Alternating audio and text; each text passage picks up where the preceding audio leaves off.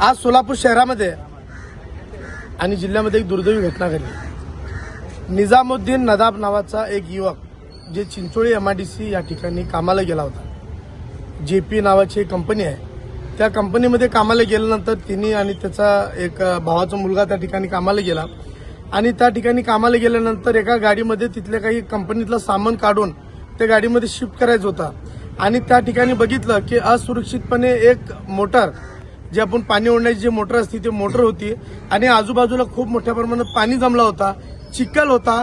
अशा परिस्थितीमध्ये निजामुद्दीन नदाबने सांगितलं आणि त्याच्या पुतण्याने पण सांगितलं की आता आमच्या हातून अशा पद्धतीने काम होऊ शकत नाही, हे पाणी वगैरे आहे, हे पाणी कमी झाल्यानंतर मोटर बंद झाल्यानंतर आपण करू।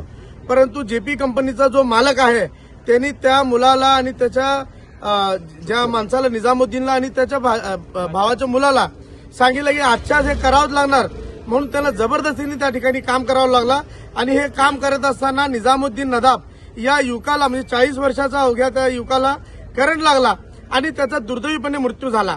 आणि इथंवरच हा विषय संपला नाही। करंट लागल्यानंतर तो का जागेवर मेला नव्हता।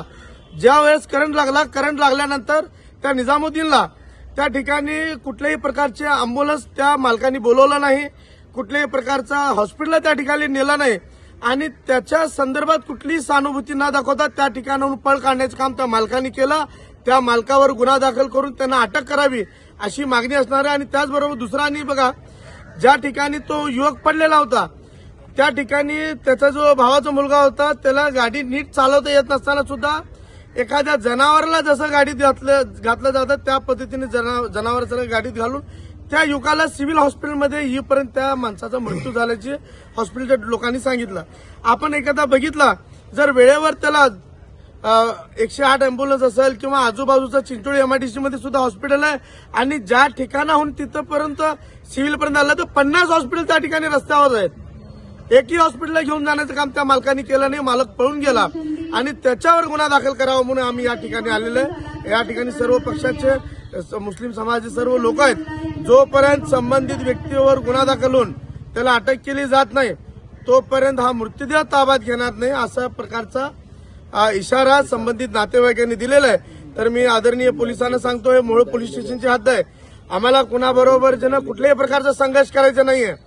पण एकीकडे जर निजामुद्दीन नदाबला न्याय भेटत नसेल तर न्याय कसा मिळवायचा आणि त्याच्यासाठी कुठंपर्यंत लढायचं हे आम्हाला चांगलं माहित आहे। त्याच्यासाठी मोठा संघर्ष करू, आरपारचा संघर्ष करू।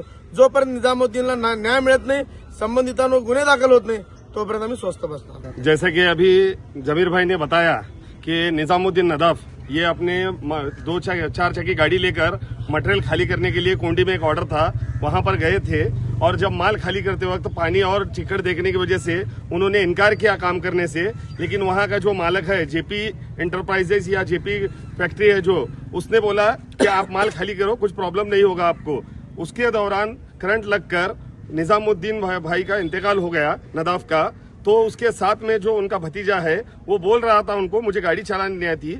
वहां पर इंडस्ट्रियल एरिया में गाड़ियां हैं, एम्बुलेंस है और वहां पर हॉस्पिटल भी है।